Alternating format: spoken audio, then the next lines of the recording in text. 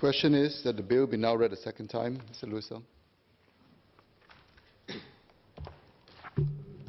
Sir, I stand in support of this bill. Last year's stamp duty comprised some 7% of all taxes collected. In a time of rising social and healthcare spending, it is important that we secure this revenue base. At the same time, we should always aspire towards providing more options and greater clarity to liable taxpayers. I'm confident that this bill will help the government achieve these goals. The bill provides for the Stamp Duties Act to be applied to electronic records and details specific rules for its application. This is a significant step towards a regulatory framework built around a digitalized economy.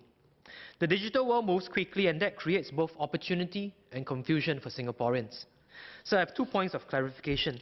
The first point centers on blockchain.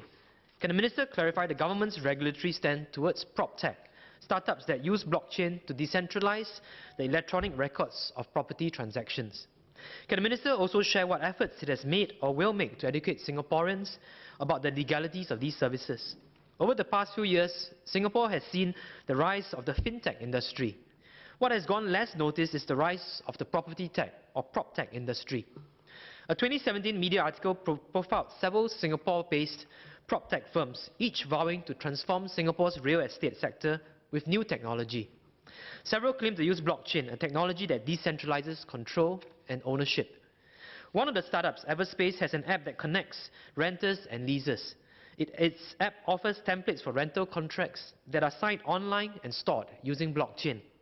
Two other startups, Reitao and Fund Places, allow users to own properties using blockchain in conjunction with complex currency changes or special purpose vehicles.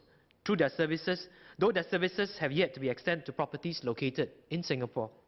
Yet another startup, InvestorCrowd, is planning to launch a crowdfunding model for Singapore property. A HSBC report states that 89% of recent homeowners look for properties online. Yet consumers may find themselves unclear on the legalities of these modes. In 2017, the MAS said only that it was, quote, closely watching the space. That same year, Redao's chief executive told the media that it had reached out to the MAS when it started the business. He claimed that MAS did not, I quote, make any real comments to him because it lacked legislation to instruct the process. Young digital firms have shown that they can bring excitement to Singaporeans, but also headaches for regulators, as we have seen with the likes of Grab. Taking a proactive approach, especially where Singaporeans' nest eggs are concerned, may be worthwhile. As such, clarifications on the legality of blockchain-based properties dealers will provide very useful guidance for Singaporeans navigating these digital frontiers. Secondly, and on the other hand, I would like to clarify how the government plans to overcome any possible skepticism towards the use of electronic records in property transactions.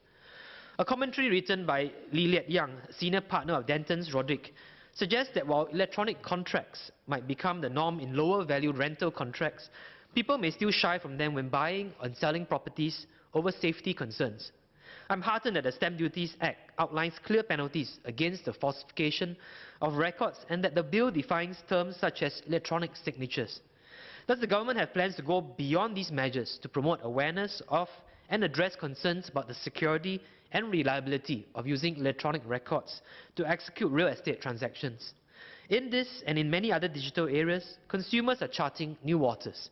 And there is enough importance in housing that the government should provide a lighthouse, if not a map, for the people. Notwithstanding this clarification, sir, I'm in support of this bill that keeps our property regulatory framework up to date with developments on the digital frontier.